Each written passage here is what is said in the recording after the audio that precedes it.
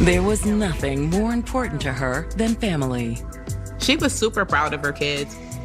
She and her brother were peas in a pod. You call, she coming. And she'd married the love of her life. Usually that first love doesn't stick. It was like, oh my God, you are so lucky, girl. But in one horrific moment, her luck changed. There's blood everywhere. She was stabbed 39 times. She very clearly fought like hell. And she's not the only victim. The second victim was her daughter. It's a confounding crime with no clear suspect. We had to explore every avenue. You think that it? Yeah. This case was tricky. Or is the truth just too difficult to believe? She had met somebody. Yeah, you won't get it. I explained to him, like, look, just like a girl.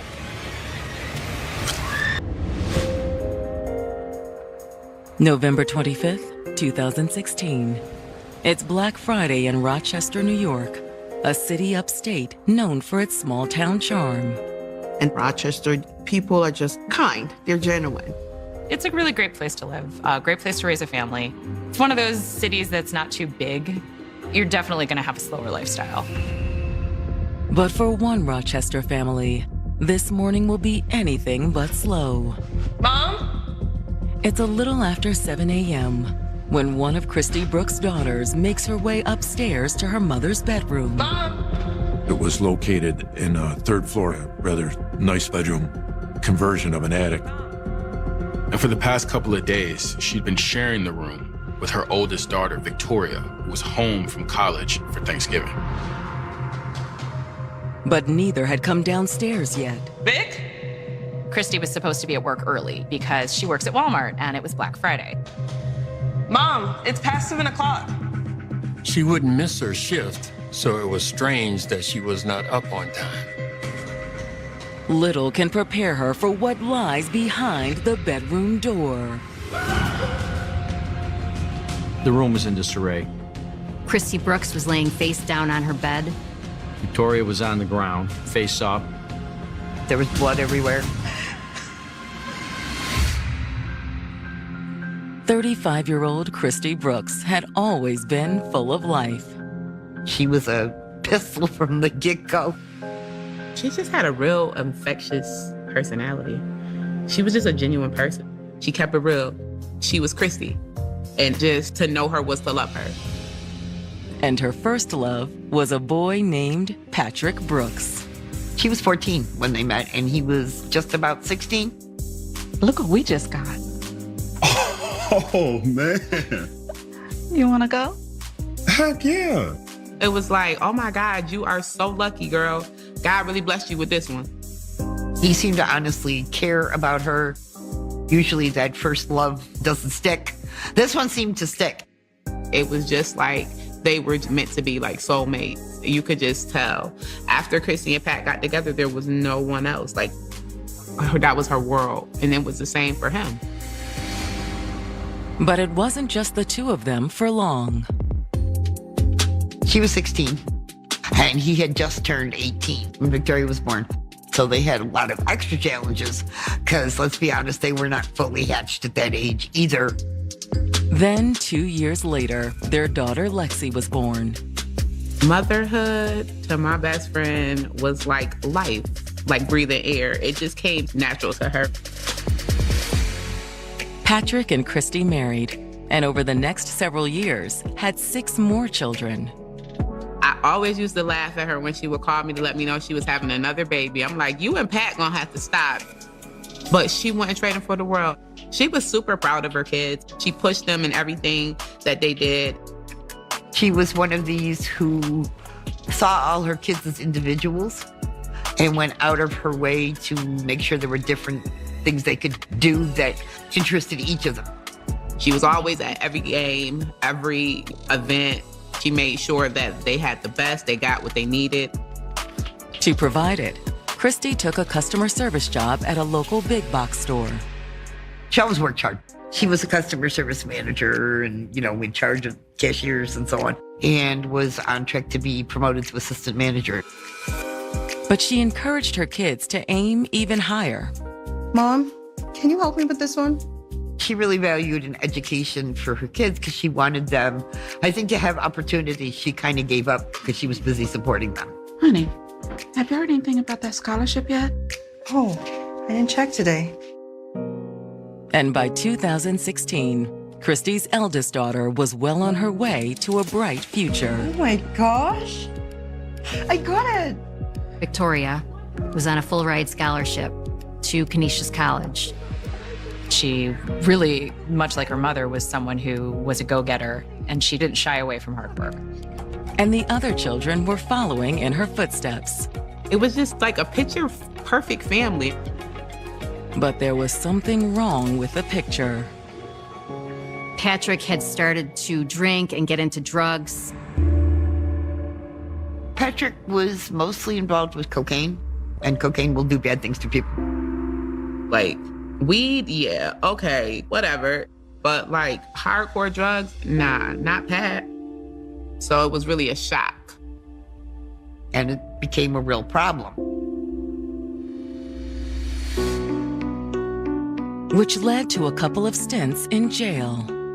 Several of his incarcerations were at a state drug camp. And he'd come home and be clean for a while, and then something would happen. And if Patrick's struggles weren't enough, a fire destroyed the family's home in July of 2016.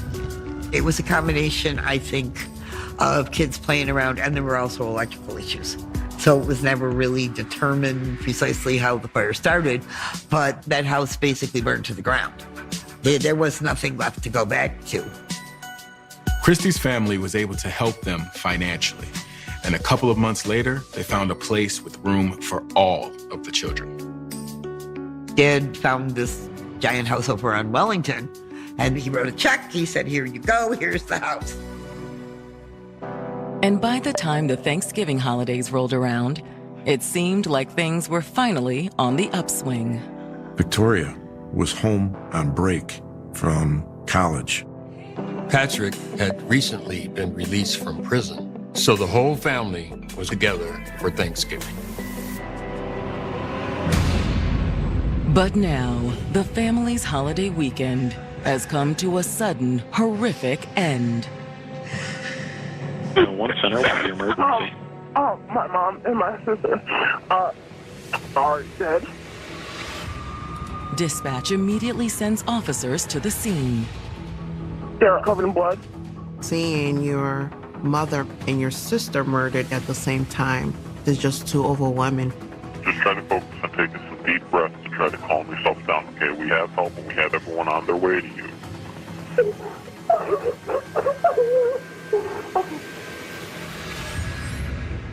When police arrive a few minutes later, they confirm that Christy and Victoria are both dead. It was tough because it was, it's a young girl and her mom. And according to Christy's oldest surviving daughter, her mom was the only adult inside the house. Patrick and his wife were separated. 35-year-old Christy Brooks had a full and busy life. She had a great job, a large, loving family, and a new home. They had just set up the house a month or two before and were settling in well, and the kids were happy. But now, police have found Christy and her oldest daughter dead in the home's upstairs bedroom. One of her children came into the room and found both her mom and sister deceased and called 911. When we entered into the house, there were other family members in the house. Officers had instructed Lexi to get her siblings and exit the house. While first responders arranged for Child Protective Services to take care of Christy's surviving children, the detectives head upstairs to the crime scene. When we walked in, you could see the two bodies in the bedroom. They both suffered multiple stab wounds. Christy's body is face down on the bed. Christy didn't really have much of a chance to confront or fight her attacker. She didn't really get a chance to move out of the bed. That suggested to us that she was most likely surprised by the attacker. Based on the evidence, detectives believe she was the first victim. The second victim was her daughter, and she was found on the floor closest to the entrance in this bedroom.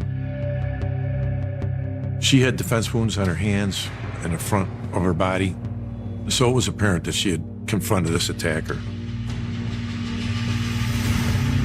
To her left was a big pool of blood, which indicated to us that she had been moved. There were contents of a purse or some sort of wallet strewn about the room. Victoria Brooks's driver's license was on the floor. But her cash and debit card hadn't been taken. However, we had noticed that both the victims' cell phones had been taken. That was very unusual. In this day and age, especially an 18-year-old girl, her cell phone is going to be right next to her at night. Detectives suspect the killer took their phones in an attempt to cover their tracks. The phones being gone suggested that the killer was either someone Christy or Victoria probably had been in communication with prior to the murder. However, the missing phones aren't all that suggests the killer is someone the family knew. The suspect knew exactly where to go. They went to the third floor with a purpose. That's strange. The perpetrator had to ascend 2 flights of stairs through areas that were populated with other members of the family who were sleeping at the time. The murderer came in the middle of the night and killed them. They left the bodies there for the kids to find in the morning. This was a very personal and up-close attack, and the person that did it was full of rage. But could that rage also prove the killer's undoing? It's been our experience that when there's someone that's stabbed, especially a multitude of times like this, blood is slippery, and the person that's doing the stabbing, quite often, their hand slips on the handle and can slip onto the blade and cause a cut to their hand. If that's the case, DNA testing of the blood could identify the killer. The search for the suspect's blood quickly zeroes in on a driver's license on the floor near Victoria's body. You could see at least 2 pretty distinguishable blood drops on top. They were drops coming straight down, as opposed to cast-off blood. So we determined that potentially the drops of blood on the driver's license were either dripping from the knife or possibly belonged to the suspect. Need to bag this one up. Detectives bag the license for analysis and then head downstairs to continue their search. Once they were in the downstairs area of the home, they found where the killer may have gained entry.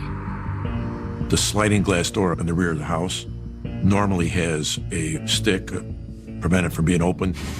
And in this particular case, it had been removed. Then, figuring the killer fled out the unsecured back door, the detectives go down the alley looking for evidence. Went from house to house, checked garbage cans all the way down, and came across a house that was under construction. They came across the construction dumpster and very quickly noticed the 2 cell phones. And as they looked further, they saw a bag that was filled with items. They find a bloody t-shirt and a pair of tennis shoes. And there was a knife with a purple handle. It's bigger than a steak knife, almost like a fillet knife, and matches a set that was found back at the crime scene.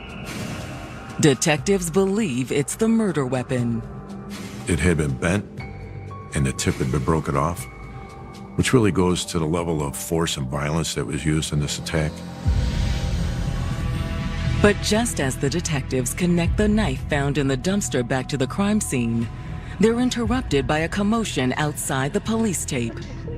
By this time, Christy's family had started arriving at the scene. We were all outside, and we had the major case squad there and all the police officers. Christy's estranged husband, Patrick, is among the crowd. What did you do? And so is Christy's brother. What did you do? He saw Patrick just came and charged him, yelling and screaming. Christy's brother punched Patrick and basically accused him of killing his sister. Why did you kill her? While detectives investigate the murder of 35-year-old Christy Brooks and her daughter Victoria, an altercation has broken out between Christy's brother and her estranged husband, Patrick. My son tried to beat the crap out of him. Why did you kill her? He attacked Patrick and was yelling at him, accusing him of committing this crime. Officers at the scene break up the fight and detain both men. They were placed in patrol cars so we could figure out exactly what was going on. Obviously, there's a lot of emotion. They're finding out things that nobody should ever have to go through. To discover that something tragic like this happened to your family, the shock of it can put you in a state of mind where you're not thinking straight. So somehow that anger got to come out. And who is the next person to get it to? It will probably be Patrick. I'm so glad the cops were there because I think he would have killed him. The situation is diffused, but the brother's outburst does raise questions for the detectives. After what happened outside with the brother attacking Patrick, you begin to wonder, do we have a serious domestic going on here? Given the nature of the crime and that it was so personal, we had to consider all the people that Christy and Victoria knew and had a deep connection with. However, there are some aspects of the murders that have detectives scratching their heads. If this was a regular domestic situation, you go to the crime scene and the wife or the girlfriend's there and the boyfriend, husband's gone, but the daughter being attacked too, you don't normally see that. Is there something missing? Something that they hadn't factored into the equation? Hoping for answers, the detectives head down to the station to take formal statements. They obviously were going to talk to Christy's family, and they were going to talk to Patrick regarding what they knew about the situation. The detectives start with Christy's mother and her oldest surviving daughter. After getting her initial statement at the scene, Lexi rode into the station with her grandmother. Lexi said, I didn't hear Mom get up for work because they were out from school because it's Thanksgiving weekend. I thought she overslept. So I went to wake her up. She initially thought that her mother and her sister had been shot. That's what she said on the 911 call. But the injuries that Victoria had seemed to be more of stab wounds than gunshot wounds. All she knew is that there was blood everywhere and that her mom and sister were dead. What else can you say at that point at 15? As a child of 15, your brain is not fully developed yet. A lot of time for children is, what could I have done to prevent it? What could I have done to stop it, right? So how come I didn't get up? How come I didn't hear anything? So it's that internalizing of, maybe if I did this, maybe this wouldn't have happened. She just kept saying, I couldn't wake her up. I'm like, no, baby, you couldn't. There's nothing you could do at that point. And she was just sure there should have been something she could have done. As Lexi calms down, detectives turn to the events leading up to the murders. When was the last time you saw your daughter? Well, yesterday, she had us all over for Thanksgiving lunch. The whole family got together, even Patrick. She invited him to come for Thanksgiving. Was that unusual? Oh, not really. She'd invite him for Sunday dinner, or if you want to stop by and see the kids, that's fine.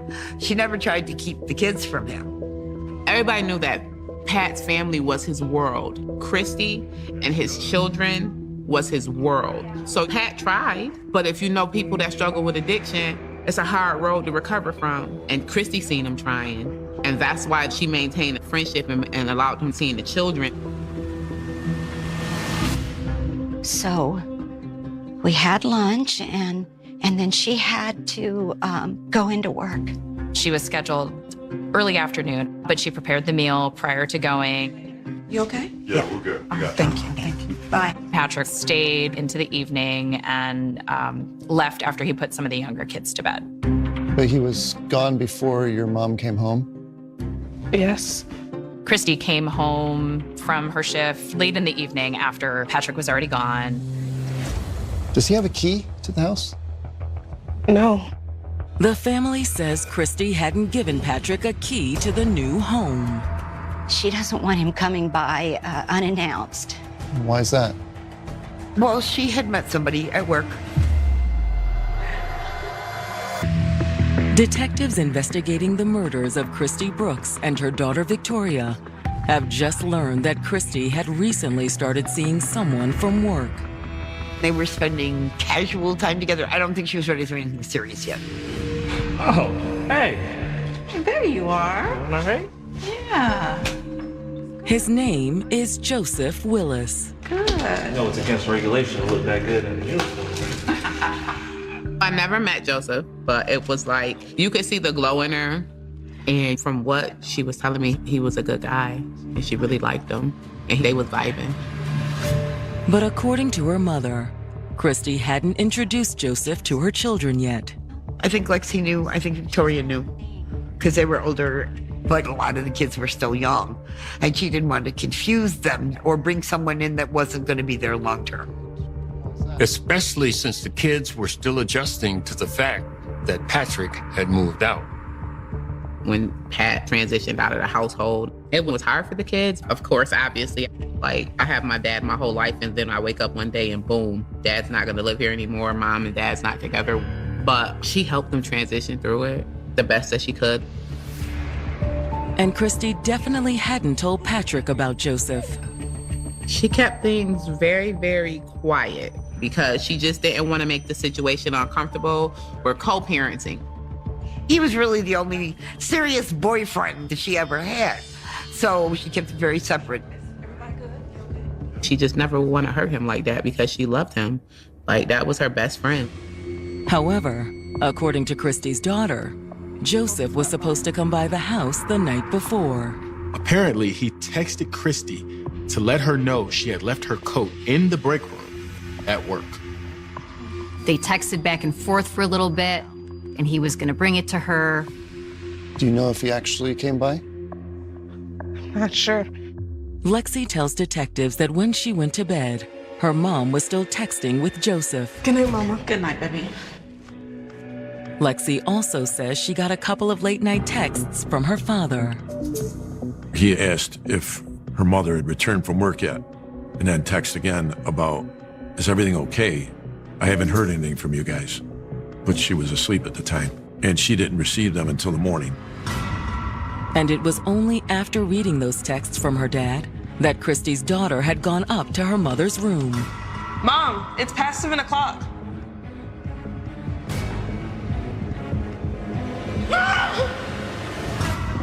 She wanted to make sure that her mom had not overslept. After talking to Christy's mom and oldest daughter, the detectives move on to her brother. He and Patrick had been brought down to the station after the altercation outside the crime scene. Police separated them and put Patrick in one police car, Christy's brother in another, and then ultimately both of them ended up going down to a police station. When they sit down with Christy's brother, it's obvious he's devastated by his sister's death. They were very close growing up, and even as adults, they were close. He was very willing to tell us everything. So why'd you jump Patrick at the house? When I saw him, I lost it. He told us that Patrick had some issues with drug use and that he had gone to prison, but he was released a month or so before the Thanksgiving holiday. I always told Chris he was no good. Why's that? My sister works her butt off, and he's just a drain on her. Apparently, one of the reasons why he was in prison, he had stolen from the family during his drug relapses that he had. So you actually think he killed her? Man, I don't know. I was just upset. He kind of retracted, but he could not believe Patrick would do something like that. After talking to Christy's brother, the detectives move on to interview Christy's estranged husband, Patrick. Patrick had been sitting in the interview room for a while. He waived his rights. He agreed to talk to us. He's immediately forthcoming with his struggle about drugs and his legal problems. I'm still on parole. Yeah. A year left. He tells detectives that Christy had started divorce proceedings after his most recent arrest. She got fed up with it, huh? Yeah. She finally reached that breaking point where she told him, I still love you, but I can't do this anymore. She loved Pat a lot with her whole heart. She just knew that she couldn't be with Pat. However, he says that when the moment came, Christy hesitated. She didn't turn in the divorce papers. He had some shred of hope that someday that they might wind up getting back together. I did feel kind of hopeful. Especially after Christy invited him to Thanksgiving dinner. So you guys spent Thanksgiving together? Well, she had to work. She left at 2 and allowed him to stay there and be with his children. You okay? Yeah, we're good. All right, thank you. All right, I'll see you guys later.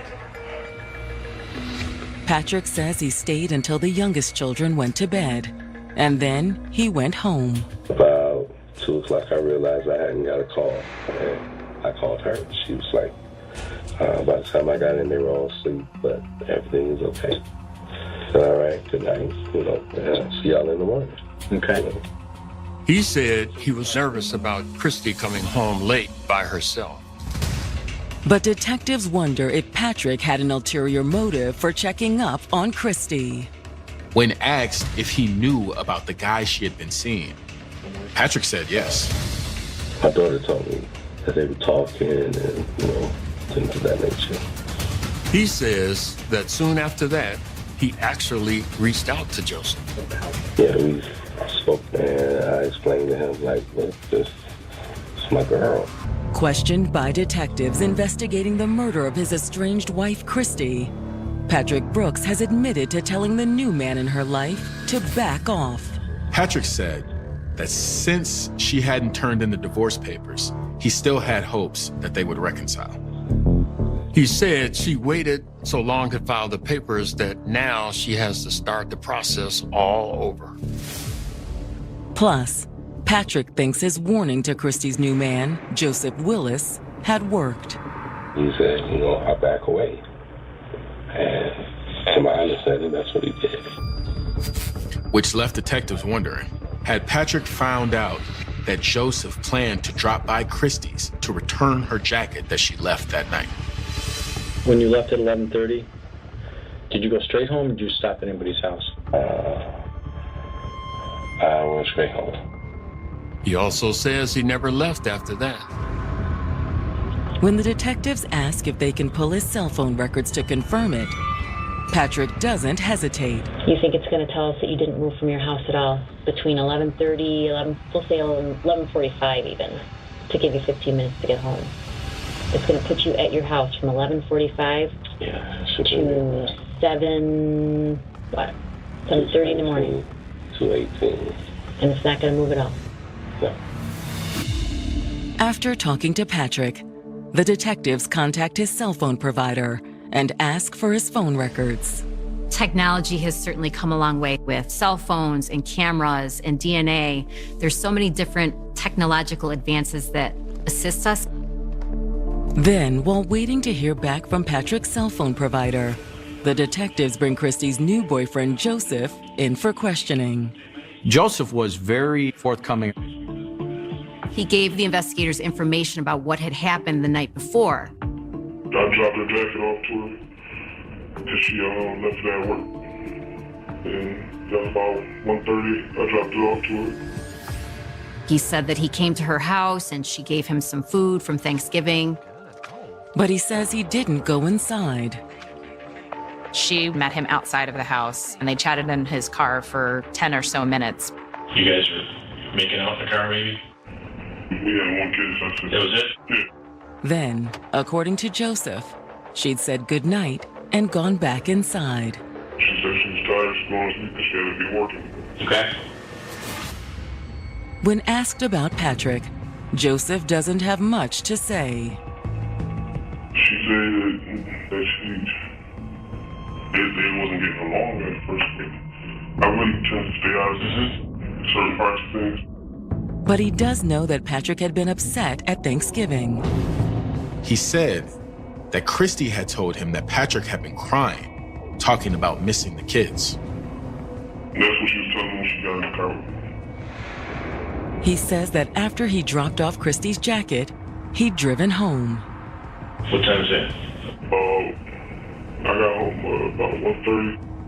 He claimed he lived with his sister and she could verify when he was home. However, detectives aren't just going to take his word for it. Even after that preliminary interview with Joseph, we couldn't necessarily rule him out totally. We're still going to go through and get the alibi and make sure that he's not lying to us.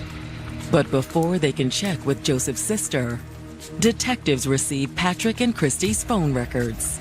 Patrick told us that he had spoken to Christy at 2:18 in the morning and that they had a conversation. However, Patrick's account of that phone call quickly falls apart. She received a missed call from him, but there was no actual conversation. What's more, according to his phone records, Patrick shut his phone off soon after that. And he didn't turn it back on until a little before 7 a.m. There is absolutely no activity on his phone between the hours of 3 and 7 a.m. But detectives believe Patrick had another reason for calling Christy that night. That obviously was him trying to alibi himself. Based on his lies, Patrick is now at the top of the suspect list. They're especially convinced that they're on the right track when Joseph's sister fully backs up his claim of being home all night after returning from work. Suspecting Patrick may not have stayed home all night as he claimed, detectives head back out to the crime scene and walk the route Patrick supposedly took home that night. We go back to that street and we look for video on that street. There wasn't a lot, but we did find 1 or 2 locations with security camera footage. And when they search through the video they collected, it doesn't take long to spot Patrick.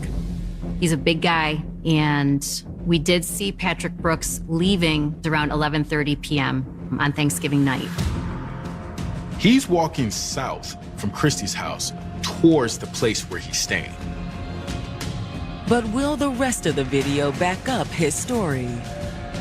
We kept watching and kept watching, and after 4 o'clock in the morning, saw a figure coming northbound on Wellington Avenue. In other words, he's heading back in the direction of Christy's house. And they believed it was Patrick. Detectives investigating the brutal murders of Christy Brooks and her daughter Victoria Brooks have located surveillance footage of who they believe to be her estranged husband, Patrick, returning to the scene of the crime. In his police interview, Patrick said that he walked from Christy's house on Wellington Avenue at 11:30 at night and didn't leave until the next morning. The video footage essentially tracked him coming back to Wellington Avenue around 4 o'clock in the morning. And when he leaves Christy's house a half hour later, he's carrying a white plastic bag. The bags, we believe, contain the knife, the phones, and some bloody clothing, sneakers, items like that. In the footage, Patrick turned off Wellington near the dumpster where the detective recovered those items.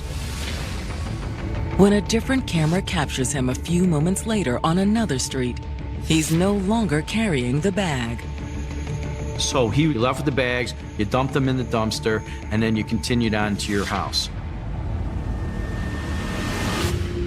Convinced they've found Christy's killer, the detectives haul Patrick back in for more questioning. We know you're not being truthful about being at your house the entire night. What do you mean? At this point, detectives let him know they've caught him red-handed. In the neighborhood, everybody has cameras, bills that have cameras. We're looking at all that, okay? But even when confronted about the video evidence, Patrick's denials continue. Who else could it possibly be? I don't know. It would have been great if he had said, yeah, I did it. This is why I did it, for whatever reason, but what was going to happen? He was so smooth about it the whole time. It was flabbergasting. Only once does the facade slip. Investigator Brennan took out a picture of Victoria, deceased, laying in her own blood, and he set it in front of Patrick. And Patrick asked him to take it away. I could hear his voice crack. I couldn't do this to my child. It's one of those things where it's hard enough to have them want to tell you about what brings them to that level of rage, but it's even greater difficulty to try and admit that you were involved in the slaying of your child. I did not believe in my heart that this man was going to tell me or tell Investigator Farina that I killed my daughter. Because you do that, you lose everybody. The lack of a confession doesn't stop detectives from booking Patrick on 2 counts of second-degree murder. And when they get the DNA results from the crime scene, they're sure of a conviction. When the DNA came, that cemented everything. They found his blood in the room on his daughter's driver's license. It was a largely circumstantial case until we had that DNA hit. When the case goes to trial on October 18th, 2017, the prosecution argues it was jealousy that sent Patrick back to Christy's house early on the morning of the murders. He was losing his wife and possibly was afraid of losing his kids. And he found out there was another guy in the picture. People snap, and I think that's what happened in this case. When he returned to the house, he slipped in quietly through the sliding glass door. Prosecutors allege that he removed the stick, locking the door before he left the first time. Then he climbed the stairs to the 3rd floor and attacked his estranged wife. It appeared she was killed in her sleep. But there was something Patrick hadn't accounted for. What are you doing? Victoria's sleeping in her mom's room, and I don't think he anticipated that when he went in there to go after Chris. Stop, Dad! The police said, you tell us you tried to step up and protect your mom. No! Stop it!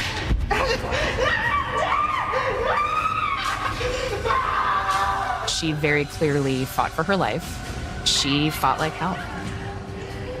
But there was no stopping Patrick.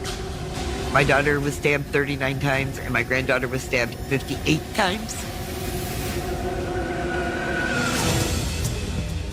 When it's the defense's turn, Patrick's attorney tries to raise reasonable doubt. They said that anybody could have come and gone from the home with one of the doors being unlocked, so why him? The defense attorney tried to make a case that somehow his blood and evidence, all this evidence was somehow planted to make him look guilty. But those arguments failed to convince the jury. They convicted him of both homicides. Patrick was sentenced to 2 consecutive 25 to life terms, so essentially 50 years to life. I'm not a proponent of the death penalty because we don't have a perfect justice system. And I like the thought of him sitting there every day and knowing what he lost. And there's no chance that Christy and Victoria's family will forget what they've lost. I can't forgive what he did. He broke something, and there's things you can't fix. I lost my daughter, and she was my baby. Imagine Thanksgiving for them for the rest of their lives. I'll never forget that you took my best friend's life or my niece's life. I'll never forget that, but you're not gonna hold me hostage and on the inside to where I'm grieving every day because I can't let go of what you did. Instead, those who love Christy cherish her memory and the love of those she held most dear. Christy's children are amazing. They are selling everything they do because they want to make their mom proud. And I tell them every time I see them, she's proud because they're exceeding and they're excelling and they're beating the odds. I think that's the part that makes me the saddest. She doesn't get to see it.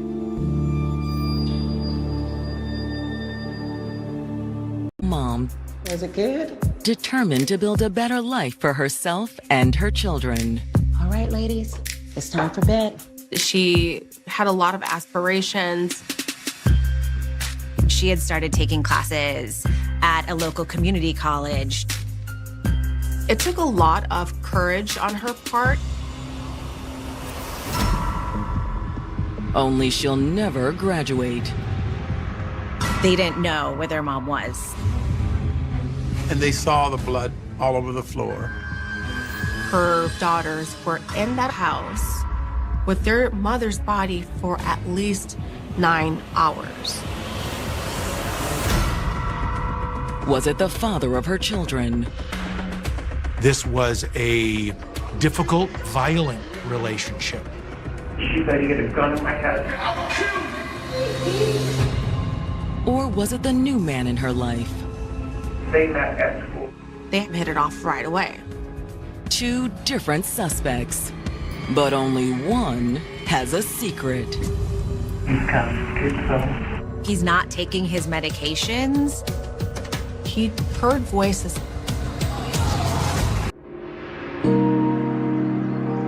July 19th, 2019. It's Friday evening in St. Paul, Minnesota, a city of 300,000 just across the Mississippi from Minneapolis.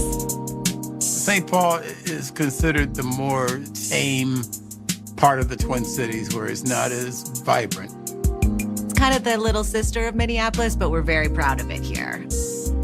It's a little bit smaller, but in some ways it's more ethnically diverse.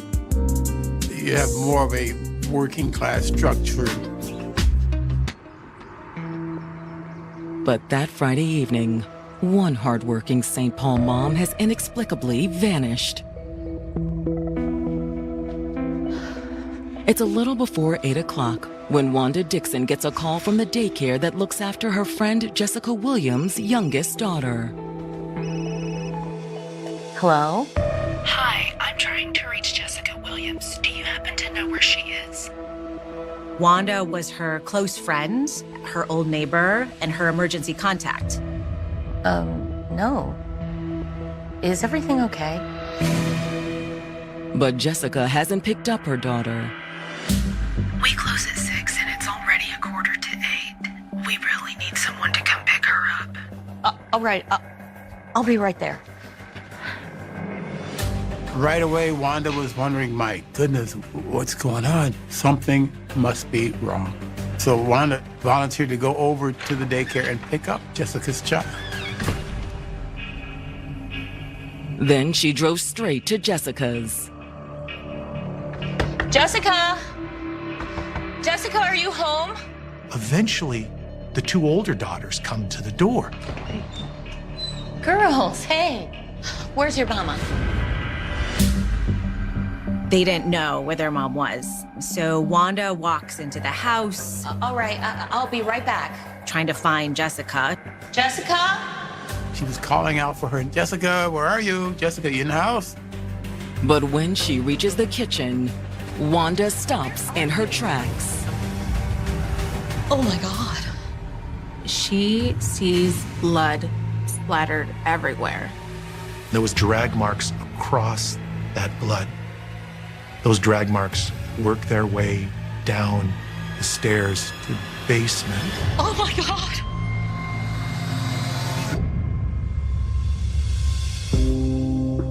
Jessica Williams always put her children first. She was a wonderful mother, and there was nothing more important to her than her family. Although she was little more than a child when she first became a mother.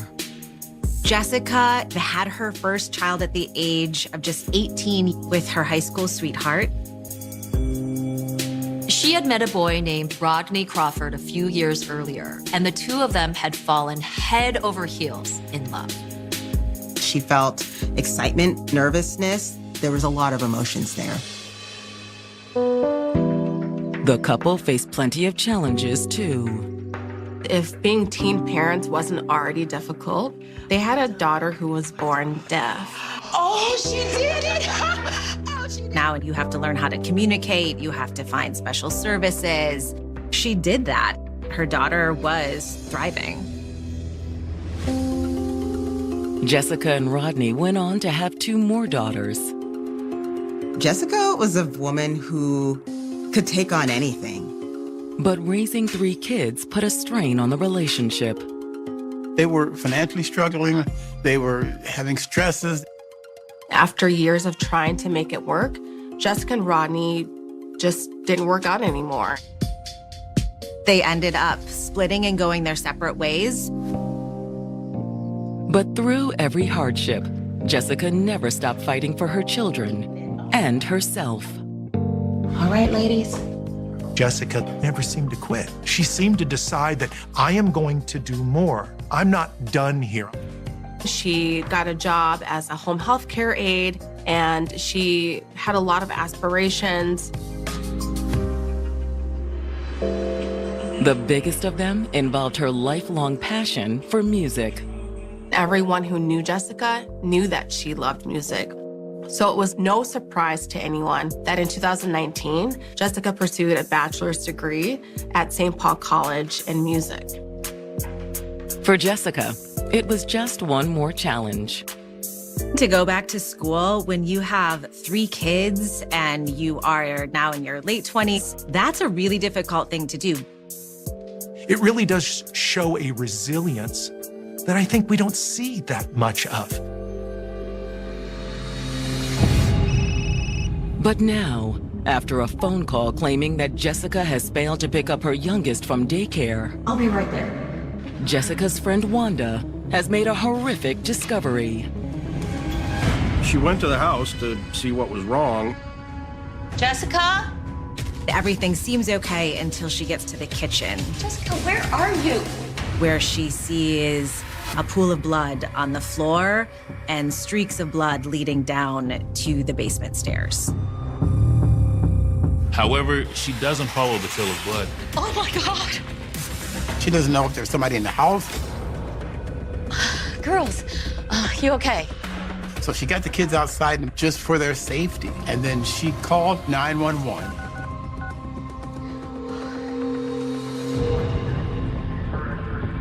Police arrive on the scene within minutes and make their way inside.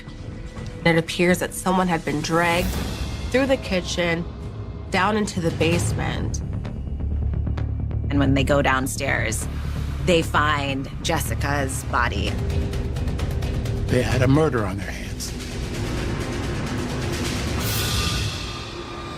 Williams was pursuing her dreams and raising 3 children as a single mother. And she had started taking classes at a local community college. Jessica was a single mother, so it took a lot of courage on her part. Jessica was the type of young lady who was always trying to find that perfect balance in life. So she was determined to still make things right. All right, I'll be right back. But she would never get the chance. Jessica? Jessica, where are you?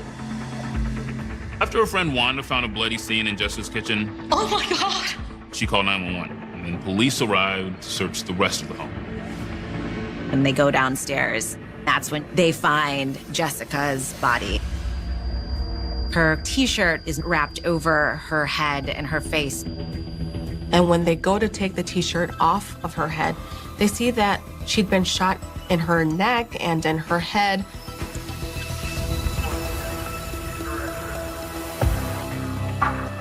When homicide detectives arrive on the scene, they determine that Jessica has been dead several hours. Rigor mortis has already begun to set in. They were able to see that this was not something that just happened. Based on the blood, it appears that Jessica had been killed upstairs. When the officers go upstairs, they find an empty gun case on the couch and 6 .22 caliber shell casings in the kitchen area. As they looked around, they could see a trail where it appeared a body had been dragged along the kitchen to the basement. It's unclear if by dragging her in the basement, the killer had hoped to cover their tracks. But for whatever reason, the killer left the rest of the kitchen untouched. Maybe they ran out of time, or just realized it was hopeless. Still, the detectives believe there's at least one thing the killer did in order to cover their tracks.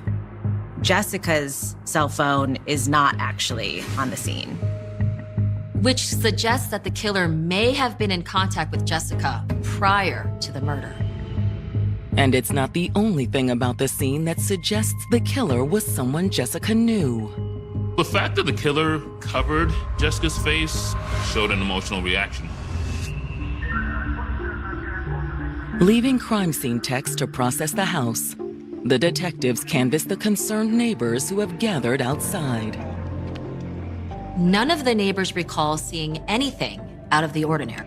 I did see a guy taking out the trash last night. I just assumed it was a boyfriend. Several neighbors say they've seen the man around the house before. He was tall, slender, he had dreadlocks. Neighbors weren't sure where the man had gone, but they had an idea how he got away. Neighbors told the police that Jessica's SUV wasn't in the driveway. Had the mysterious man with dreadlocks killed Jessica and made off with her SUV? Called up. Yeah. The police put out a bolo and they made a request. Whoever is driving that vehicle, stop them. Then, after issuing the bolo, the detectives returned to the homicide unit to take statements from Jessica's daughters and her friend, Wanda Dixon. One of the questions that people would be asking is, if both girls were in the house, why didn't they hear the gunshots? The fact is that a .22 is not that loud. Dropping a book on the floor is about the same audio level as that. And the 10-year-old is deaf. Well, just let me talk to these girls real quick, okay? If she could kind of translate for her then. What do you want me to tell? You grab a seat right up there, it'd be perfect. When the detective questioned the two girls, they knew something was wrong, but they really had no idea what had happened. Did your mom wait to get up this morning? No, she's gone. Where was she? I don't know. The girls say they spent most of the day just playing in their room. They're not sure what's going on and they're waiting for an adult to show up. After talking to the girls, the detectives turned to Jessica's friend Wanda, who's still distraught over the news that Jessica is dead. So I'll give you a second here to decompress, because clearly you've had to keep all this in for the kids. I can only imagine how difficult this is. Once Wanda regains her composure, the detectives start off by asking how she knew Jessica. I was her next door neighbor and a very good friend, and the kid got bigger. Wanda also explains how she was Jessica's emergency contact for things like the kids' daycare. Which turns the questions towards the kid's father, Rodney Crawford. Who can you tell me about him? Mr. Wonderful. That's what I always nicknamed him. When they first moved in, he seemed very nice. But according to Wanda, her assessment of Rodney had eventually changed. She started to see their relationship deteriorate. I remember one time she having money at my door and she called cops. She put a gun on my dad and he was going to kill me. Detectives investigating the murder of Jessica Williams have learned from her friend Wanda Dixon that the mother of three had a turbulent relationship with her ex, Rodney Crawford. There is a lot of tension and potential violence in that relationship with the father of her children. There's allegations of abuse. He said he had a gun to my head. He also had a knife and he was going to kill her. Wanda, call the cops. Wanda says she had called 911, but Rodney left before the police arrived. They interviewed her and took pictures and everything like that. Wanda says that Jessica didn't press charges against Rodney, but the relationship was never the same. And Jessica realized at that point, I don't need this. This isn't good for my kids. Rodney and I, we need to split up. Jessica got a restraining order against him. He was really not allowed to come anywhere near her. However, Wanda also says that in addition to the restraining order, Jessica had also bought a gun.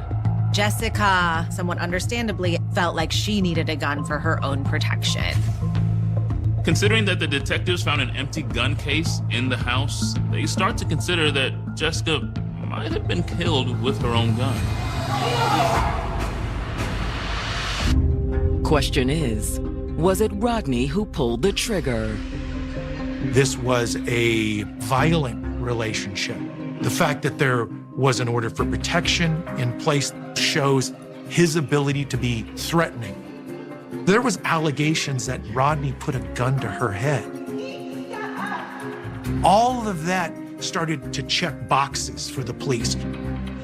However, Rodney isn't the only person the detectives need to consider. A neighbor said she saw a young man there before. The police got the description from the neighbors of a tall, thin man with dreadlocks, and that doesn't sound like Rodney. But the detectives don't know his name until they ask Wanda if anyone other than Rodney had reason to hurt Jessica. But it's not him. My next suspicion was the Sebastian guy. And who was the Sebastian? According to Wanda, Sebastian is Jessica's new boyfriend. How do you know his name's Sebastian? That's what the girl told me. Do you have any idea how long they were together? Maybe 3-4 months. Jessica had described it as casual, but Wanda suspected that it was actually a lot more serious than Jessica was letting on. You don't know anything other than that? No. Wanda doesn't know his last name or what he looks like. But the detectives suspect that Sebastian is the man with the dreadlocks that the neighbors say that they saw at Jessica's the night before the murder. However, before the detectives can track him down, they get a call from dispatch. Jessica's SUV has been located. It was a few blocks away from Jessica's home. The doors were locked. The key was not in it.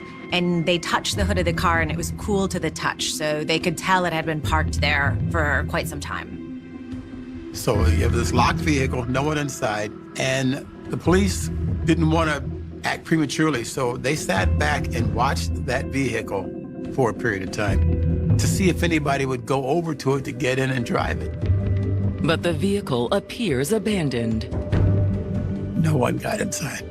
No one approached the vehicle. And they did tow it down for evidence. They send the car to be processed by forensic technicians. While forensics gets to work on Jessica's car, detectives try to get a last name for her boyfriend. They want to talk to Jessica's family to see if they can get any more information about the Sebastian guy. Detectives also contact Rodney, who agrees to come in for an interview. When Rodney arrives to the station, he's surprisingly inconsolable. I'm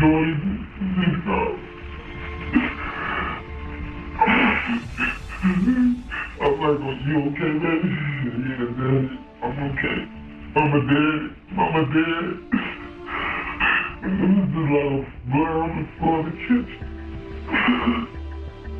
He feels a ton of guilt. Detectives investigating Jessica Williams' murder have just sat down with Rodney Crawford, Jessica's ex, and the prime suspect in her murder.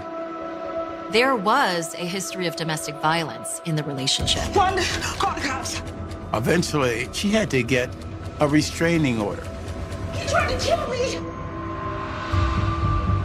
But in the interview room, Jessica's ex doesn't act like a killer. He cannot believe that the mother of his children is dead. I'm so sorry, sir. But are his tears genuine? Or an attempt to divert suspicion? Detectives question whether or not it's sincere. Put on the spot, Rodney doesn't deny that he and Jessica had their problems. He admits that they broke up when Jessica was pregnant with their youngest child because he had gotten another woman pregnant.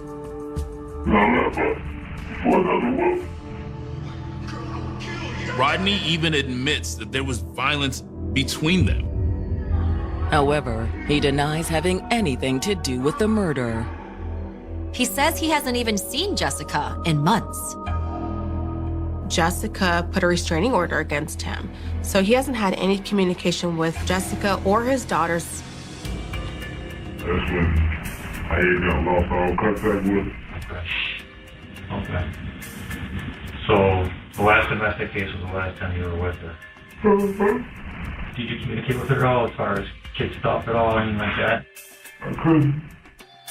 Next, the detectives move on to Rodney's whereabouts for when the murder likely occurred. Can you tell us where you were? We just want to get a timeline of everything.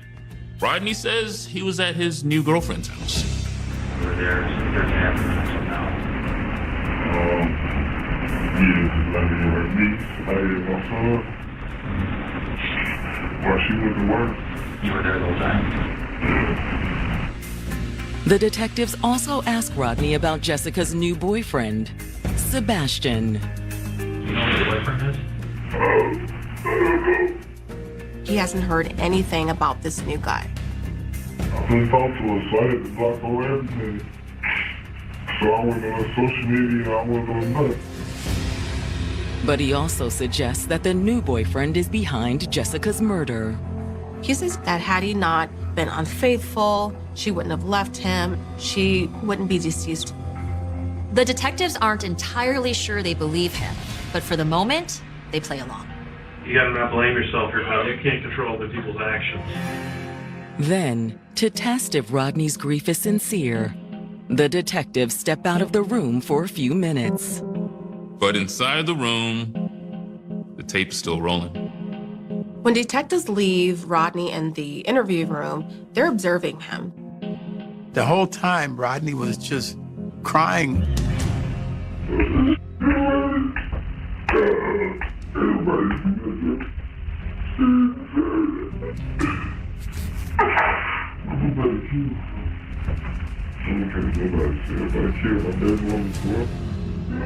He is overwhelmed with sadness, feelings of guilt and shame about what he could have done differently. He's the best actor on the planet, or this guy really is broken up. Still, the detectives do follow up with Rodney's current girlfriend to see if her account matches his. She says, yes, that's correct. He was there taking care of the kids. I came home from work, and then we were both home the rest of the evening together. At that point, Rodney was officially cleared as a suspect. So the question becomes, okay, who did it?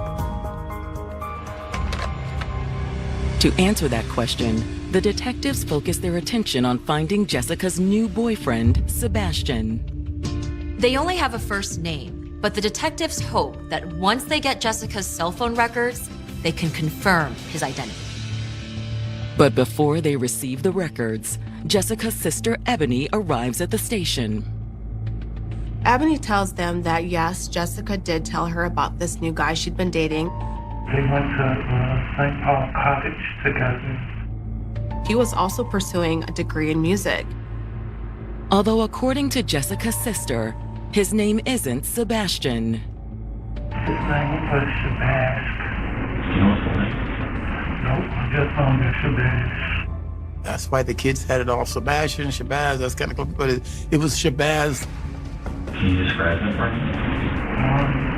He's African-American with long dreads. He's about 6 feet. Slim. Into her sister Ebony, murder victim Jessica Williams had recently broken up with her boyfriend, Shabazz. Ebony said, I think that's the guy you want to talk to. He's trouble. Did she mention any problems with any other boyfriends? Ebony says that Jessica and Shabazz met at the community college they both attended. They were both non-traditional older students, so they were kind of drawn towards each other.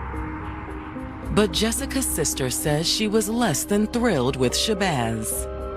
She did have some reservations about their relationship. There was something about him that just felt off to her. He kind of crazy because he talks for himself and stuff. He kind of schizo.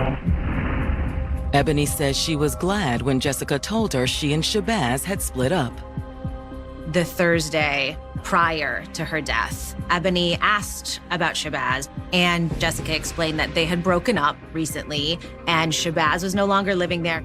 But according to Ebony, Shabazz wasn't happy about it. It was angry about, them breaking up and stuff. She's certain that this guy is the person responsible for murdering her sister. After interviewing Jessica's sister, the investigators redouble their efforts to find Shabazz. The police looked through Jessica's social media, and they find someone in her friends list named Shabazz Miller. They find out his full name is Shaki Shabazz Miller Brantley. He is tall, thin, with dreads. He's exactly the description that they had been given. After a bit more digging, the detectives are able to track down an address for where Shabazz lives with his mother. Found the car, we gotta go.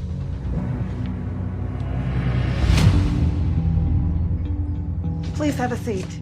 Although when the detectives arrive at the apartment complex, the manager seems surprised to learn that he's staying there. Oh no, he better not be living here. I had so many issues. Shabazz has caused so many issues with the neighbors, within the complex. There's been complaints.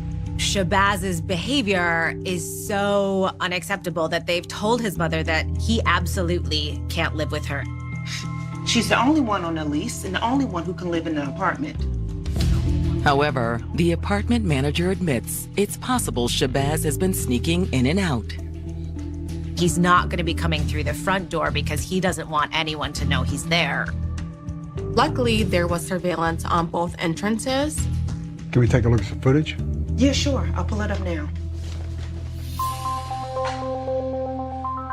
They see Shabazz at the back entrance, and the landlord says, "That's him." 100% sure. That is Shabazz. It's time-stamped for Friday at noon. Get a copy of this? Yeah, sure. Which fits the timeline of the murder. Since Jessica did take her youngest daughter to daycare on Friday, the detectives believe that the murder occurred sometime mid-morning. Appreciate it. Thank you. Convinced they've found Jessica's killer, the detectives establish surveillance outside the apartment. Because they don't see him exit again, they're making the assumption that he's probably still inside of his mother's apartment. Then they secure an arrest warrant and prepare to take Shabazz into custody. They had to use a SWAT team to go in because they don't know his state of mind. They don't know if he's going to come out shooting. Sheriff's off. Get out, get out, get out, get out!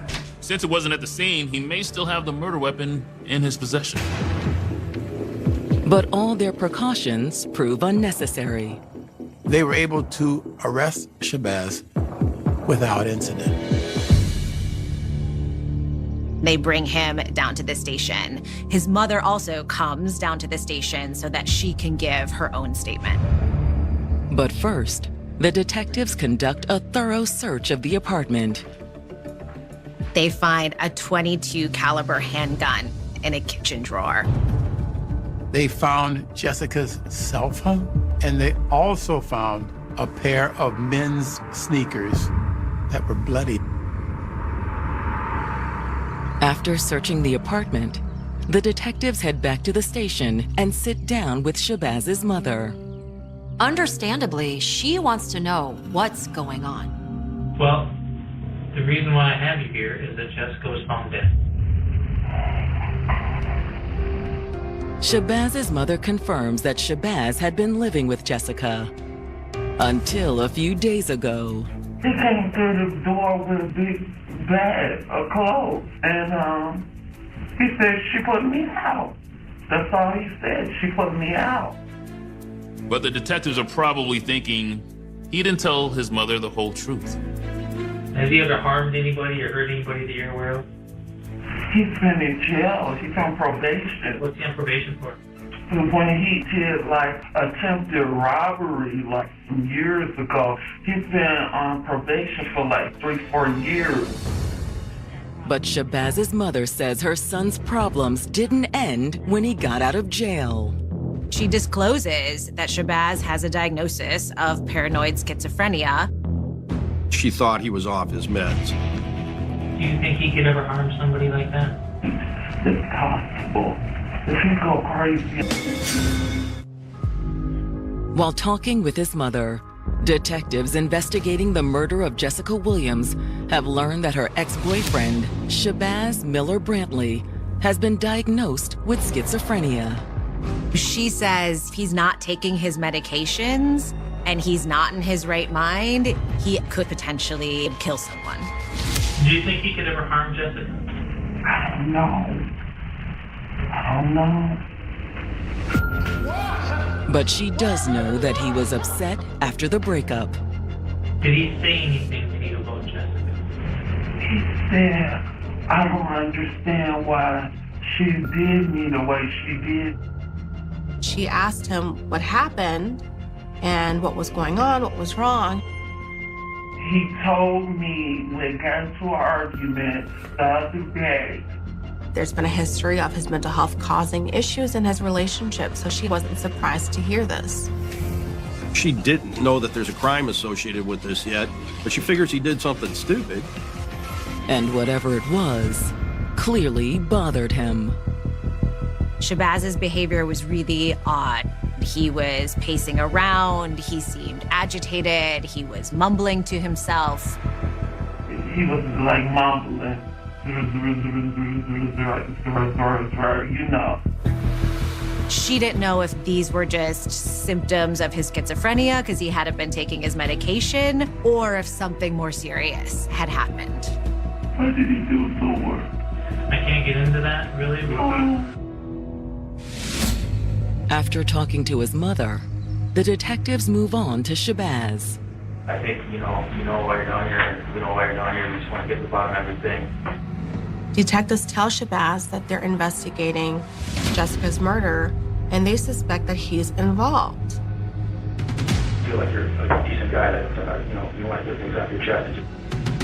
Shabaz tells detectives that, yes, Jessica did put him out. Why is she want to put him out? I don't know. He thought Jessica simply wanted to see other people. There had been an argument between him and Jessica, that they had gotten into a fight, but he says that argument ended and he left the house. You can go. I am done with you. I walked out on her. But the detectives know that Shabaz isn't telling them the whole story. Detectives then reveal to Shabaz that they found a gun in his apartment. We've already found it in your apartment. Okay. And Shabaz slowly starts breaking down and his story starts changing. Shabaz tells detectives that he and Jessica got into an argument. I am done with you. Tripping out. Just kept tripping. According to Shabaz, the argument turned threatening. Yeah, and she had a bag on her. She was saying she gonna shoot me. She had a hair in her bag. Okay. Some little bag she had. All right. She was carrying. She was saying she gonna shoot me. He claims that he was afraid for his safety. You better get your stuff and go. She was telling me she would kill me. He was fearful that Jessica was about to shoot him. He tells detectives that he heard voices telling him, kill her first. If I don't kill her first, she gonna kill me. So Shabaz says he'd pulled his own gun.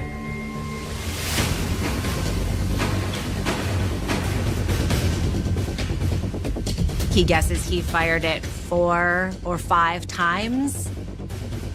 You're saying that it was self-defense. You thought that she had a gun. Yeah. And he says it's only after he shot her that he realized it wasn't true.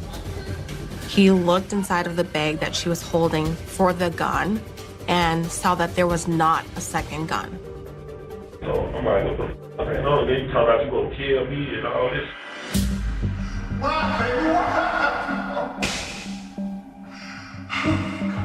just started crying. Kind of felt bad. But not bad enough to call the police. I tried to carry her down the stairs. So the kids will see it. Shabazz says that he carried her body down the stairs, but it's pretty clear from the blood stains on the floor that she wasn't carried. Her body was dragged. But he swears he never meant to kill her. He said the voices told me I had to kill her. It was the voices. I've been hearing a lot of sure. And when Shabazz goes on trial for murder, the entire case hinges on his mental state. His defense team used mental health as his defense. He stuck with this mental health claim that he was hearing voices. He can say, look, I was off my meds and crazy. The prosecution argues it wasn't voices that made him shoot Jessica. Jessica simply didn't want to be with him anymore, and he didn't want to break up. What? Just get your stuff and go, Shabazz. Tell me what to do. He raised the gun and started firing at Jessica.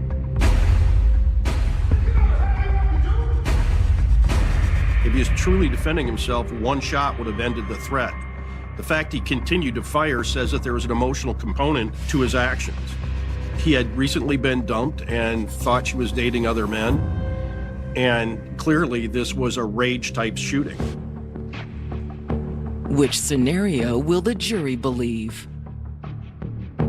He was found guilty of second-degree murder. They did not believe his defenses for either self-defense or a mental health defense. He was sentenced to 18 years in prison with 3.5 years credit for time served. To Jessica's family, it's a small price to pay. Minnesota only requires you to serve 2/3 of your sentence. Then you're eligible for parole. So he could conceivably be eligible for parole in 12 years. He gets credit for 3. So he'll be out in just a few years. Shabazz will get the chance for a better future than he took from Jessica and her children. When Shabazz gets out of prison, he gets to live his life all over again. What does Jessica get? What do her kids get? Nothing. There are a lot of destroyed lives in this case, Jessica's first and foremost. But her 3 children who will never really know their mom or what their mom was capable of. But it could have been prevented. It's important to make sure that mental health resources are accessible to everybody. There's a lot of warning signs that he was off of his medication and that he was not doing well and that he was acting odd. And I think when there's people in our lives acting that way, it's important to try to get help ahead of time so things like this don't happen. If you or a loved one are struggling with substance abuse or mental health issues, there is help available. Call the Substance Abuse and Mental Health Services Administration at 1-800-662-HELP.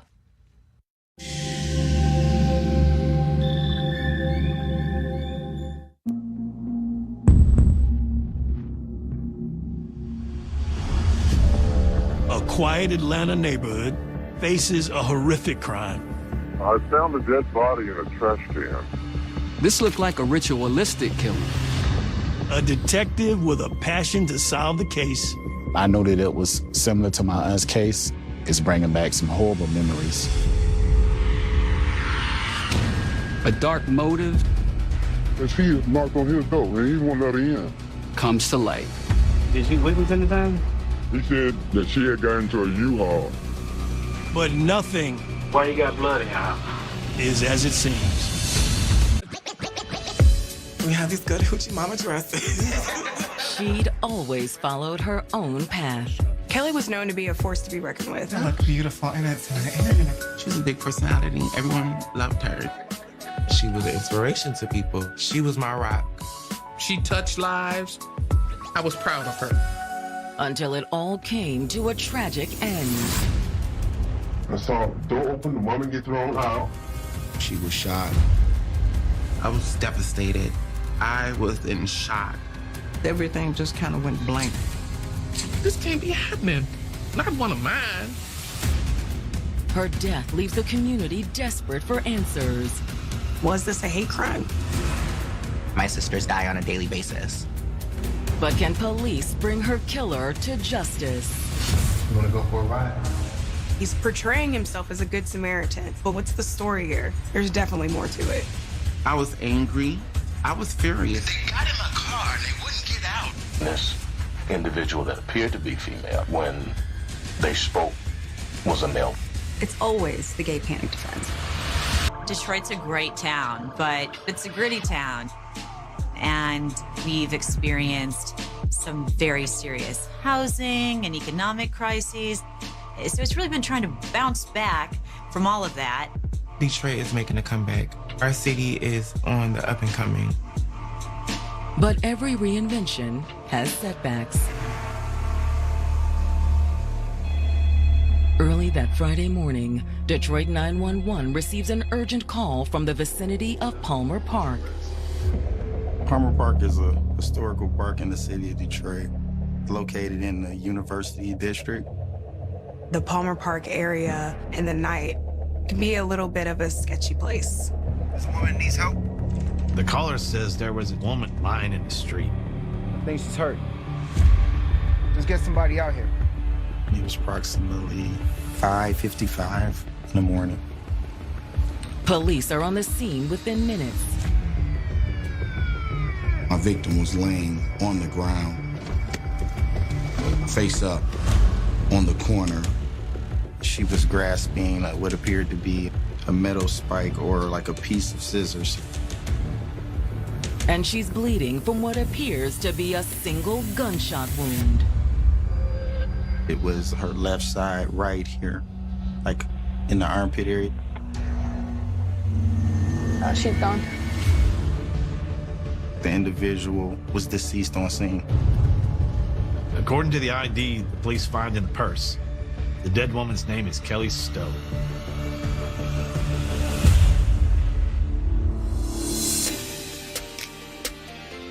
"36-year-old Kelly Stowe always had a strong sense of self. Kelly was a force to be reckoned with. She had her own thoughts, her own mind, but she was very special. Not only was she beautiful and poised, but she was also generous, kind, loving, supportive. The community loved her. But it had taken determination to get there. Kelly wasn't born a woman. He was born Tristan. He was a grandma's baby, the light of everybody's life, spoiled rotten. We're a small family, but we love strong. And we're there, for each other, because we realize that we're all we have. And even from a young age, everyone realized that Tristan was different. The earliest I remember, I know like at 7, she would come home and, be crying, kids teasing her. I didn't really realize how much it affected me, but it was like, no, it's nothing wrong with you. God don't make no mistakes. Throughout high school, Tristan struggled to fit in. She got into sports. She started off with track. She did pretty good. Then she got into football, and me and her dad made her stay with football. She hated it. We found out years later she hated football, but she stayed with it. She was well known for her athleticism. She got a partial scholarship to college and everything. But her heart was never truly in it. It was rough in college. She ended up doing 2 years and then decided to come home. And when she came home, she finally started to embrace her true self. We talked about careers, what you want to do. So she was always in fashion and makeup and things of that nature. So we found the International Institute for Design and Technology. She enrolled there. It was like, oh gosh, she finally found a school where she felt like she fit in. Thank God. From there, she just flourished. That's where she really found herself. It was then that Tristan became Kelly. She was like mother. When I'm a woman, I feel empowered. I feel strong. I feel beautiful. And it was like, wow. I respect and love her for the fact that she accepted her truth. Nobody should hold nothing in if it's detrimental. Just be happy and live, you know? But it was when Kelly discovered the world of ballroom that she really found a home. The ballroom scene started in New York, where the Black and Latino community decided to come together and put on their own pageants and their own celebrations of who they are and their identities, and created a space that was just for them. When we were watching TV and saw people at BET Awards and walking on the red carpets, in our minds, we knew that we won't be able to do that. So we created our own space where we awarded ourselves and gave ourselves praise. So that's why it's important. It's ours. When it came to the ballroom scene, Kelly came alive. People could recognize her from a mile away. 6'4" stature, beautiful, confident. She was a winner. When she stepped on the floor, she won. And if she didn't win, like, you knew she was there. But Kelly was more than just a fierce competitor. Girl, try this one on too. Stop playing. She was also a role model. I didn't know how to do hair and makeup when I was younger, so of course she taught me. This is a good braid of hair. What kind of braid is this, honey? She did my hair, she dressed me. She gave me the motivation. She let me know that I could do it. She was my rock. She was my big sister, but she also was my mentor.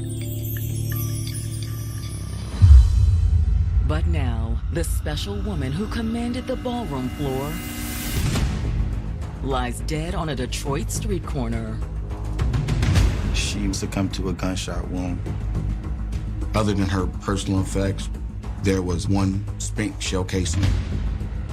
And while Kelly died clutching half of a pair of scissors in her hand, there is no sign of a gun. It's definitely a homicide. But could it be more than that? We've got one female deceased. Can you go ahead and start major crimes in the ME? A transgender woman had been murdered. It is so dangerous for them just to be who they are. Was this a hate crime? On to shine in the world of ballroom. She loved it. That seemed to bring her a lot of joy. It is the best thing in the world when you are finally able to be your authentic self. Do we have these good hoochie mama dresses? She was bold, beautiful, and funny, and intelligent. She was warm, and everyone loved her because she always had a loving smile on her face. She was a big personality. And she was a role model to those around her. When people are not afraid to be their authentic selves and be out there, that starts to break down barriers. She felt comfortable living her own life and her own truth. But now Kelly's life has come to a sudden, violent end. She is dead on a Detroit street corner, killed by a single gunshot wound. So investigators really needed to know if Kelly was the target of a hate crime.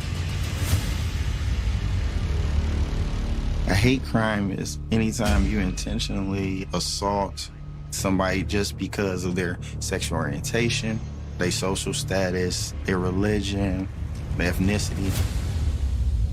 A lot of people take for granted the little things that are really unsafe for my community. It's not safe for every trans person to take the bus or go to the gas station to get a pack of cigarettes. The daily things that we take for granted are some of the reasons as to why my sisters die on a daily basis. Living this lifestyle, we have lost a lot of people, and it puts you in a scary place. It's being normalized, killing trans women. For the moment, the detectives aren't sure what motivated the murder, or if Kelly was even shot on the street corner. This could have been someone that's dumped out of a vehicle. This could have been an old spent shell casing. However, since the victim is trans, The detectives have to take that into account. At the onset of any investigation, you have to follow the evidence, right? And based on where they found Kelly, the detectives have reason to believe the crime could be motivated by anti-trans prejudice. Trans women of color, particularly, congregate in the 6 Mile and Woodward area, which is Palmer Park area in Detroit. It's been like that for quite a while. There is an LGBT center there. It's the only place in the city that will take them in. No homeless shelter will take in a trans person in the city because most of them are faith-based. So there's just no support system for this community. To survive, many turn to sex work. When I was younger, I was doing sex work, survival sex work. I didn't like it. I don't like it. It's very dark, creepy, scary. If you're there, know that you feel in your mind there's no other choice. Nobody in their right mind wakes up and says, this is what I want to do for a living. They don't have any other option to have the things that they need in order to survive, whatever that is, whether that's food, whether that's access to hormones, medication, a roof over their head, a phone to be able to call their loved ones. The detectives suspect sex work could explain why they found Kelly's body near Palmer Park. It has been historically a place where you find prostitution. If someone is looking for a target, if they're looking to murder a transgender woman, the Palmer Park area would be the perfect place to do that. But that doesn't necessarily mean that her death was a result of a hate crime. Hoping for insight, detectives start knocking on doors around the park. They're looking for more witnesses, right? People who were in maybe the park area, but it seems like nobody saw anything. A lot of times, the community doesn't want to step forward. A lot of times, it's mistrust of the police. They don't want to be targeted themselves or retaliated against. We can do what we can, but they still have to live in that community at the end of the day. However, the canvas does produce one thing that could be useful. There was a church across the street that had video. But before the detectives can get a copy of the video, 911 dispatch gets another urgent call. The call came in about 6:30 in the morning. I'd like to report a shooting. It's coming from a gentleman who says that he experienced a robbery in the area earlier that morning. They got in my car. They wouldn't get out. Give me money, get out. He said that he had to shoot them. All new on TV 1. Get ready for the most real, A 22-year-old man laying in pool of blood. most ruthless revenge. Detectives investigating the shooting that killed Kelly Stowe have just been informed that dispatch received a 911 call from a man who says he may be responsible. He said that he was driving early morning on his way to work and got flagged down by someone right outside of Palmer Park. It looks like she was in distress. I slowed down to see if she needed any help. The caller, 46-year-old Albert Weathers, says he'd stopped to see if she needed assistance. We learned that he was a pastor of a church in Sterling Heights. He does also say that he was a form of law enforcement because he was an armed guard at the Water Authority. So he had a little bit of training. You okay, man? Oh, God, I think you're fine. He said that he was surprised when she had a low voice, like a man. But he says it's what happened next that really took him by surprise. Give me your money. The woman attempted to get in the car and rob him. She pulled something out of her purse. It looked like a knife. Give me your money. Get out. He says that he'd instinctively gone for his gun. In addition to being a security guard, he has a concealed carry permit. Out now! It just happened so fast. He said that he was aware that the gun went off. He didn't know if he had shot the person. I wasn't even aiming at her. He said she fell back out of the car, he yanked the door closed, and then drove off. It scared me to death. He said it wasn't until he calmed down and started thinking straight that he called 911.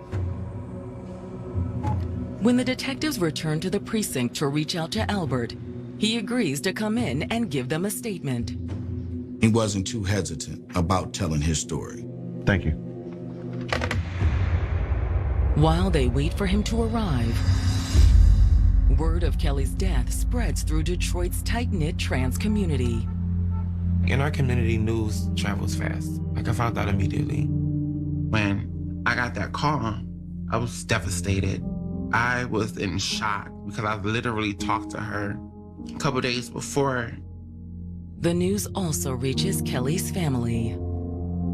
A friend of hers had called and she said, well, on the news, they had this story that a trans woman was killed, and I think it was Kelly. I guess everything just kind of went blank for a little while because I couldn't just get that together. You know, she's dead. I was just like, this can't be happening. Not one of mine. You know, that happens to other people. While Kelly's family reels from the news of her death, Albert arrives at the station to give his formal statement. He appeared to be very forthcoming. I'm just, still shaken up by the situation. Yes, sir.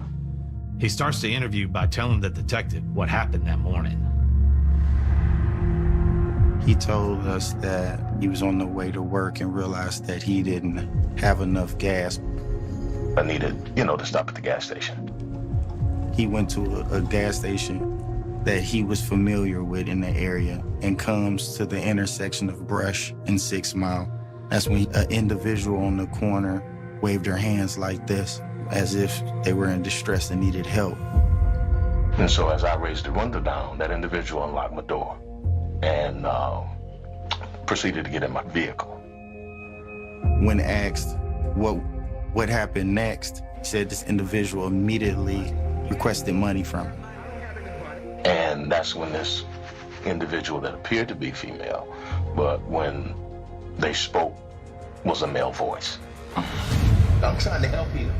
He stated he refused to give money and requested that she exit his vehicle. And from what he said, she wouldn't get out. Albert says that's when Kelly had pulled something from her bag. Something metal. It was metal. He cross-drew his firearm, instructed Kelly to exit his vehicle again. You gonna pull a gun? And actually, instead of being scared by the pistol, the woman actually just started yelling. And then they kind of was coming toward me. That's when the gun went off. He stated that she collapsed to the ground and he closed his door. He drove away and went to work. You called the police when you got to your job? Not when I got there, no. He explained that he was all wound up and needed to calm down before he called the police. He spoke articulate. He was to the point. He dialed in on this conversation when he spoke to you to make sure you understood. He was portraying himself as a good Samaritan when he was met with not only a hostile person, but with the threat of being robbed. But the detective can't help but wonder if Albert is telling the whole story. So he just happens to stop and help a transgender woman in an area that's known for prostitution? People going to this area, they know what they're looking for. After taking Albert's statement, the detectives do a little digging into the alleged Good Samaritan. He has no record, everything is clean. He was a family man. He was an upstanding citizen, a husband, a father, all the things that you think a pastor should be. And they were able to find the conceal and carry license that he claimed to have. The detectives also look into Kelly's criminal history. Kelly didn't have much of a record either. There's certainly nothing to suggest that she would have attempted robbery. What's the story here? There's definitely more to it. Hoping to find out, The detective's next move is to follow up with the man who made the original 911 call. He didn't see the actual shooting or heard the shooting, but he saw a man push a woman out of a car. And as it turns out, that's not all he saw. Then some man got off on the driver's side, snatched the phone out of her hand. Detroit detectives investigating the shooting that killed Kelly Stowe are following up with the witness who first called 911. And he tells police he's just been passing through the area on his way to work that morning. I used to go upstairs, and all of a sudden, it would come out with somebody being thrown outside. He didn't hear any gunshots, and he also didn't see any arguing. A car said stopped, and as I realized to me, I saw the door open, the woman get thrown out. He could tell that the woman had a phone in her hand. He could see the light from the screen. Then the witness says he saw a man get out of the driver's side of the car and cross to the woman on the pavement. They snatched the phone out of her hand, and they got back in the car. They then leave heading towards 75 area, which would be east of that location. You said you saw him walk around the curb? Where? After the man drove away, he saw the woman on the street, and it was clear that she was in pain. He says he then drove slowly past the woman to check on her. I could tell they were moving, like wincing. So that's told me to call the emergency police and somebody over there. Yeah, there's a woman that needs help. But he had no idea she'd been shot. Did you hear any gunfire? No weapons. Like I said, I couldn't tell since she was moving, so I didn't see anything done to her. Did you see him assault her or assault him at all? Any kind? Just nobody else in the vehicle. None that I can tell. I just know from the passenger side, she was thrown from the car. Parts of what the witness says fits with what Albert has already told detectives. He said that he shot her, and he kind of just let her drop out the car. But the witness also saw things Albert hadn't mentioned. Albert never said anything about Kelly having a phone. So now we have two stories happening. There may be a way for detectives to uncover the truth.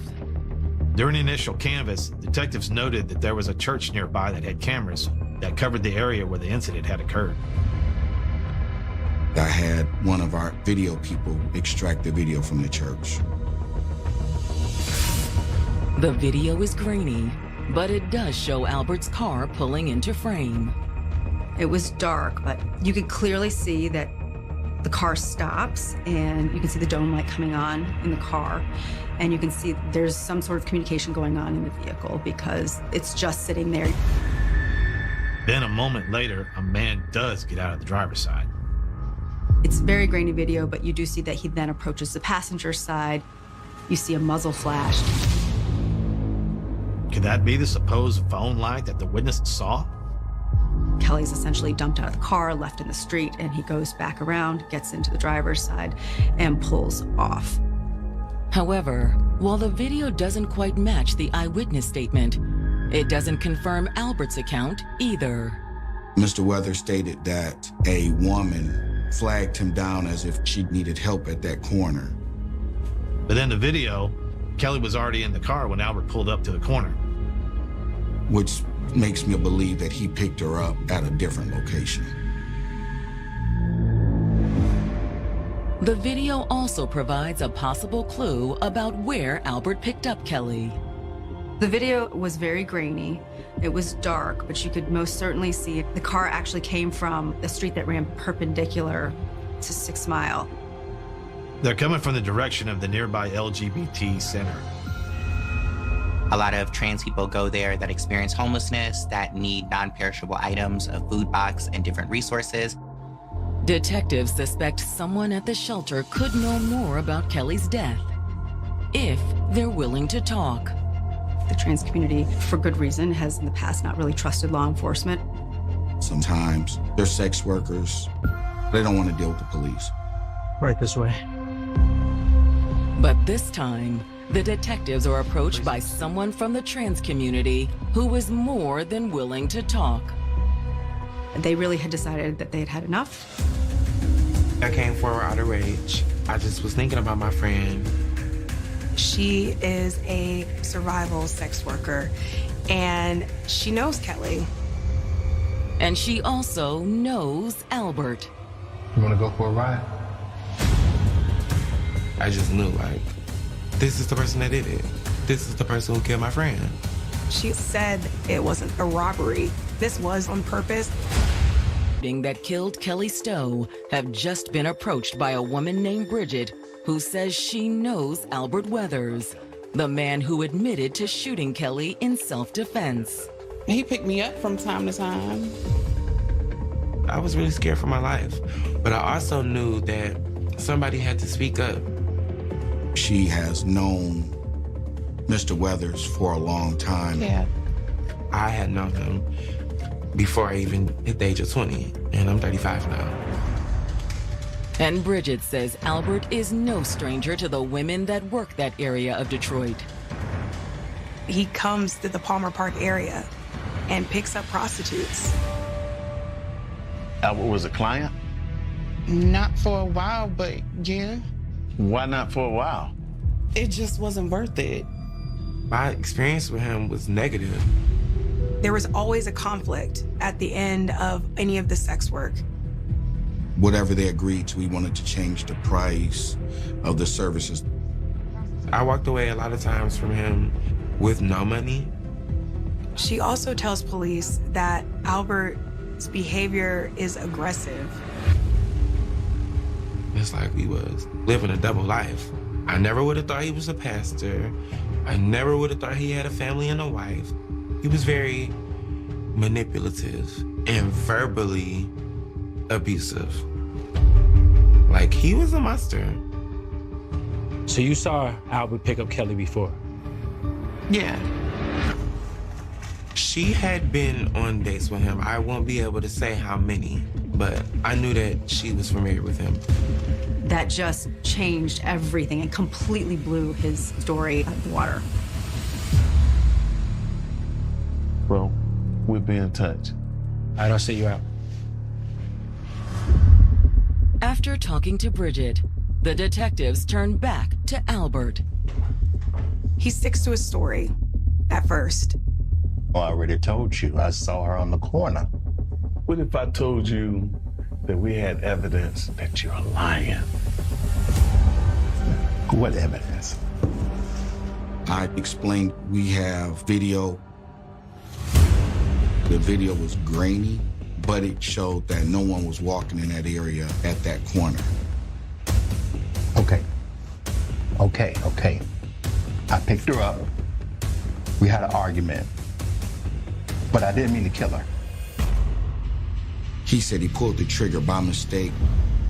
I just wanted her out of my car. Why don't you just call 911? I was scared. Scared of what?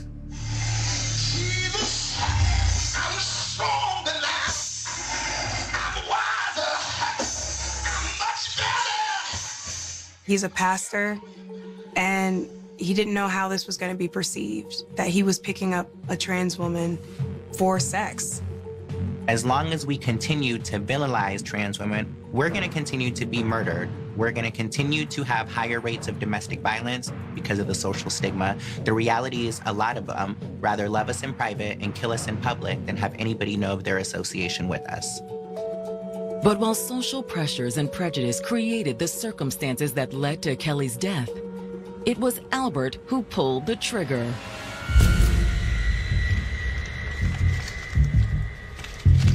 I think that it had more so to do with Get out. Where's the rest of it? Mr. Weathers not willing to pay for some service. Where's the rest of my money at? Stop playing with me. I asked you to get out. I'm not going nowhere. You're going to give me the rest of my money that you owe me. You got the right one today. I'm not gonna say it was premeditated, but I just felt like he already was ready for that type of situation. I don't know what you walking over here for. I'm not going nowhere. You're going to give me the rest of my money. Out. He pulled the trigger and shot her one time. And then he just left and went to work like a normal day. The way that he left her in the street and drove away, it's sickening. I don't think he saw us as people. I think he saw us as a lot of people do, a fetish. It became pretty clear that he wasn't the upstanding pastor and father and husband that he had claimed to be. Mr. Albert, stand up. After the interview, the detectives charge Albert with the murder of Kelly Stowe. I was like, thank God. I don't have to go through life wondering who did this and why. I was relieved, but I was more relieved that he wouldn't hurt nobody else, so to speak, because there's a lot of young trans ladies down there. I was excited, but I also was anxious to know what was the next steps. The prosecutors were just as anxious. At the time, I was a prosecutor in Wayne County and working in the homicide division. So Prosecutor Worthy and Dana Nessel, who is now our Attorney General, put together the Fair Michigan Justice Project.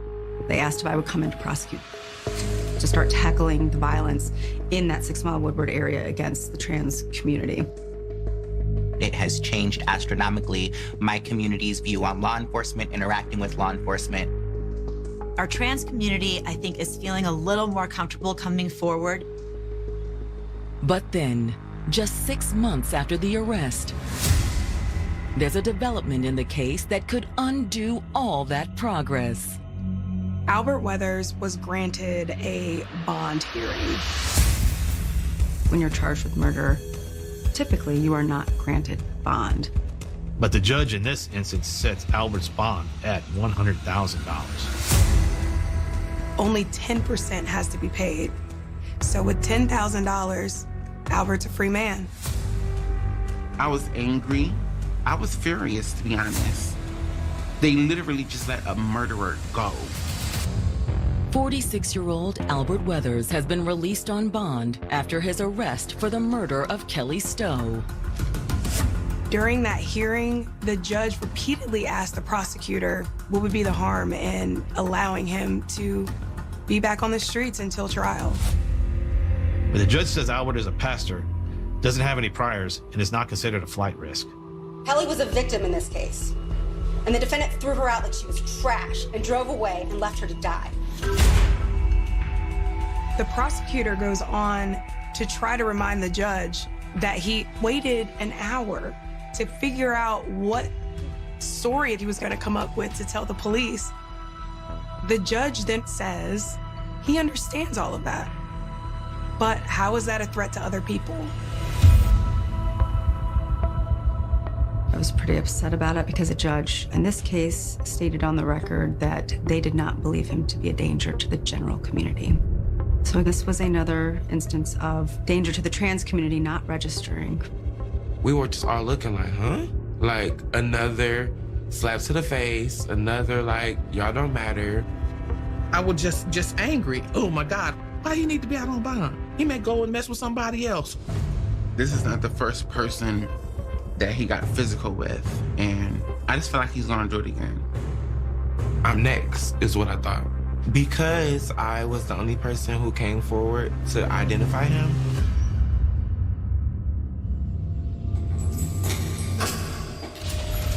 After making bond, Albert returns to his job as a security guard. And to his church. He even officiated at a wedding. It was crazy. It was more like manipulation. I wanted to go to his church. I wanted to rally like a group of people together just to go to his church on one good Sunday, right? Because I wanted to know if his congregation really knew who was sitting behind that pulpit. Albert spends the next 4 years out on bond awaiting trial. With the COVID, the pandemic, everything got pushed back and pushed back and pushed back. It really had everyone asking, is he ever going to be on trial? I had to just say, okay, God, revenge is yours. because it's going to come to an end eventually. Finally, in 2023, Albert's attorneys reached out to the prosecutors about a possible plea deal. I feel that we had a good chance of, obviously, a conviction. And defendants, when they see an onslaught of evidence, they make decisions based on that. I think we all know that Albert Weathers had a history of soliciting transgender prostitutes. He was already facing pretty serious allegations, and I don't think he wanted all of that out in the open. The prosecution also worries that a jury might believe Albert's claims of self-defense. It's the gay panic defense that they want everyone to buy into. It's always the gay panic defense. A lot of it comes down to what you can prove. You don't know what a jury's gonna do. It's possible he wouldn't serve any prison time at all. In July of 2023, Albert pleads guilty to second-degree murder and a felony firearm charge. The felony firearm is an additional charge that goes with the commission of a crime while using a firearm. In exchange for his plea, the judge sentences Albert to 8 years for murder, with an additional 2 years for the firearm charge. I was not surprised with the plea. He knew he was guilty. We knew he was guilty. They knew he was guilty. The judge knew, but that's not a sentence. Of course, you hear murder, you want 20, 25 years, but the prosecutor, she was very good in explaining how that system worked. So once she broke it down and when it came back to what they said, I was okay with that. For murder, too, for someone who has no prior criminal history, these numbers are actually within the realm of what they could get after a trial. Everyone would have liked to see him serve more time, but I also think after so long, I think everyone was glad to see that justice was being served in some way. I'm glad that finally this was an end and he admitted guilt. The family does have a little bit of closure that Mr. Weathers is sitting down in prison, and hopefully he will understand why he's there.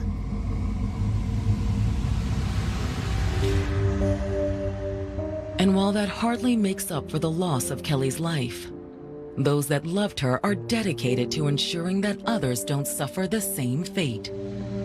I didn't get a chance to save my friend. Like, I'm an advocate in the community now.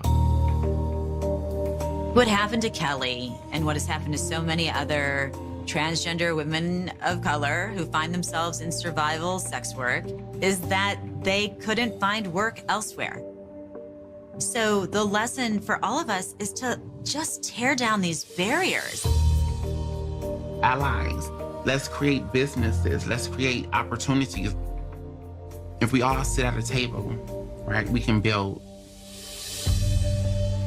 It's a fitting tribute to the woman who meant so much to so many. She touched lives, her dignity, and her desire just to help others in her community. I mean, don't look good whatever you wear. Will continue to live on.